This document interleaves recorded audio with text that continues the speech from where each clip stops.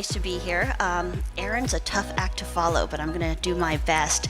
My section of the program is really the not jazzy part, so you all have to bear with me. That's why I'm going first.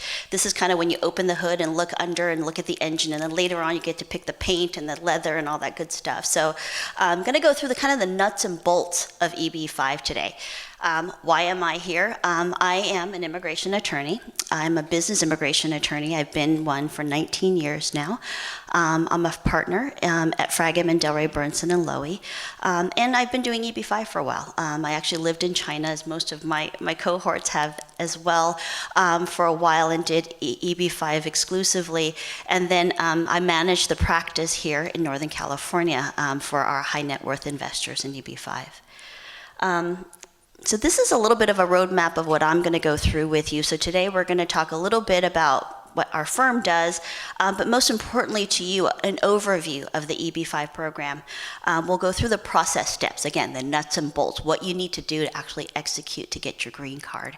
And then we'll go through, some of the questions that we often see, how to incorporate EB-5 into your current immigration strategies. A lot of you are probably here in the United States on different types of visas. We'll talk about how they intersect and then how they work together. So just a little plug for us. The firm that I work for is Fragem and Delray Bernson and Lowy. We're a business immigration law firm and have been one for over 65 years. We're quite big. We have over, 550 attorneys, 120 partners, and close to 4,000 employees around the world. And been in the EB-5 practice for a little bit now. So definitely, hopefully you can look us up. And if you have any questions, I'll be here after as well. So just a requirements overview. So most of you know this is an investment-based visa. So the first prong of it is an investment. Originally, it was called the $1 million investment visa, but actually most investments, like the Behring one we'll talk about later on today, are at $500,000. So that's really the threshold issue. So that's kind of what you need to know. But really, as actually Erin mentioned, from the government's perspective, it's an investor visa, but for them, it's really a job creation visa. So really, what the biggest prong to satisfy, or the biggest issue that we have to overcome with the Immigration Service to prove that your investment is creating jobs. So that's why you can't just buy a house or some land. In the United States, the investment visa is one where you need to invest in a commercial enterprise. And that commercial enterprise needs to take your money and create at least 10 US jobs. So that's going to be a big part of it. That's why we have specialists and economists to talk about that, because that's really the crux of this particular type of visa. So that's a really important part. And then what you need to do, the investor needs to prove that your funds come from a lawful source. So source of funds, you'll hear a lot of that over the course of EB-5. That's the biggest thing that you need to do, is to actually prove that you have the funds to actually invest and they come from a lawful source. So tracing that, the source and the path of funds is going to be a key to what you need to prove in order to be successful here. And then there's a legal prong called you need to be engaged in the business, and being an investor is actually satisfies that requirement. So we'll go through a little bit of what that means as well later on. So the process, how to go through the steps. So the first thing you really want to do is to choose your investment vehicle, right? What do you want to invest in? Do your homework, attend seminars like these, ask these gentlemen tough questions about their investment vehicle, and understand what you're participating in. I urge you to make sure you do your own due diligence to do that and figure out what you're investing in. It's going to be a long haul. This is a long relationship you're going to be having with with the company you're investing in. So make sure you know who they are and that you're comfortable with the investment. And then the first immigration step is when you basically file what's called the I-526. You file that with the U.S. Immigration Service, called the USCIS, and then that's actually where we take the project documents, again, the project that you pick, and the source of funds. We put those things together, and it goes to the Immigration Service for adjudication. Once they adjudicate that case, then you can actually adjust your status.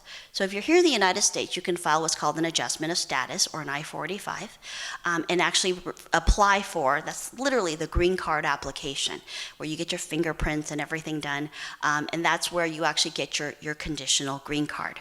So the first thing that you get with an EB-5 investment is a conditional green card. It's a 2-year green card, so it's not an unconditional one. It's one where you actually need to hold on to it for 2 years, and at the end of the 2 years, we need to prove that your investment created those 10 jobs. So it keeps coming back to that job creation. You need to show that over time that your money that went into the project that you picked created at least 10 US jobs. So that's the crux of this particular case, and that's where we file what's called the I-829, which is the removal of conditional residency. And once that's submitted to the Immigration Service, what's yielded at that point is that the condition's removed and you have a regular green card. But conditional green card's the same, just to be clear. The only difference is that it's a 2-year validity and there is a step to actually remove that condition. And so that's really the steps for the permanent residency. So timeline, I'm sure you're really concerned about, how long does this take? So the first step of the green card process is the I-526. It's the immigrant petition. For many of you who are here and have gone through an employment basis, kind of like the I-140. You file it with the Immigration Service. Average time, anywhere from 18 to 24 months. It does vary because these cases are complicated. The adjudication is not always consistent. So there is variation, but the range right now is about that.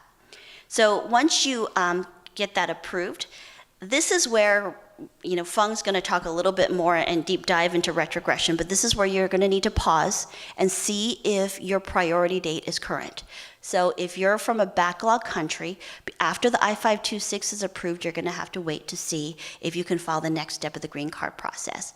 Your priority date is established when you file the I-526. So let's say it takes 2 years to get the I-526 approved. You file today. By the time the I-526 is approved, there's a good chance, depending on a 2-year backlog, that your priority date could be current, and you move on to the next step of the green card process, which is the adjustment of status. Or if you're living abroad, it would be a consular process where we go to the U.S. Embassy in your home country. So once that's done, conditional green card, you hold that for about 1 year and 9 months, because 3 months before your 2-year conditional green card is about to expire, we file that I-829, removal of conditional residency. And that's where we actually adjust remove that condition to a permanent green card. And that removal process is taking about a little over a year right now to get approved. And then that leads to the permanent green card. And for those of you who are interested, citizenship actually includes the conditional green card time. So if you're applying for citizenship, that 2-year conditional green card and all that pending processing time will be counted into the 5-year requirement for citizenship. So what do you need to do as an investor? What do you need to actually get together and be able to participate in the EB-5? So again, going back to the source of funds. The source and the path of funds is the most critical thing you need to participate in right now. So tracing where your money came from, the path of funds, showing tax returns. So all these things are going to be part of your strategy, and we can work that out with you.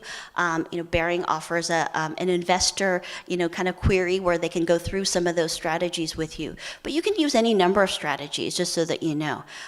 You can actually get a gift of $500,000 and you can invest it. So if you're lucky enough to have somebody gift you $500,000, thank that person and then you can make the investment. The other possibility is, income or savings. If a lot of you have stocks or work for a company, you have options, you're exercising those. That's a great way too. Homes. If you have a house in the Bay Area and it's appreciated and you want to take out a HELOC loan, these are all strategies that are possible. Because usually we would recommend the cleanest source of funds for this, because this is probably the biggest wrinkle and the most scrutiny at the Immigration Service is placed on this particular aspect. So strategies, what do you want to think of? So these are common questions that I get when it comes to investors. So sometimes parents want to have their children or their adult children be investors. Young people can be investors. There's no exact age that we can talk about, state laws and things like that with respect to investments, but young people can be investors. The entire family is eligible to get a green card when you actually file with the Immigration Service. So the investor, your spouse, and all your children under the age of 21 can actually get your green card. The guys love this story. I actually filed this case. The guy had 11 children. Talk about a bonus for getting 12 green cards or 13 for one investment. And you don't have to live near the project. So if we actually have a project in the Bay Area, you don't necessarily live here. There's really no requirement that you work at or be near the project. And there's no language or educational requirements. A lot of countries like the UK and Australia have certain requirements, but the United States actually doesn't impose that. And then your current immigration strategy. So I know, again, I get this question a lot. I'm currently here on an H-1. I already have an I-140 in the EB-2 category. What does that mean? Can I do this? Will this interfere with anything?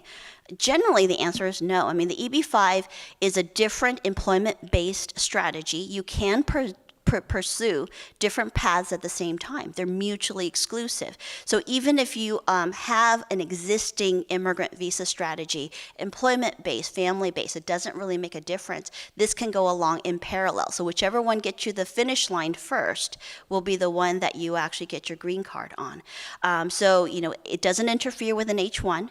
It doesn't interfere with your I-140. And so those things really do go along in parallel. And you can have different family members pursue different green card paths. So let's say one person is in the I-140 stage, you actually can have the other spouse be the investor. So there's different strategies you can pursue, and obviously this is kind of case specific, so happy to go through questions if you have them. But these are really common issues I think that people might have. So with that, I thank you very much for your attention. So enough about looking at the engine. I'll turn it over to my colleagues. Thank you very much.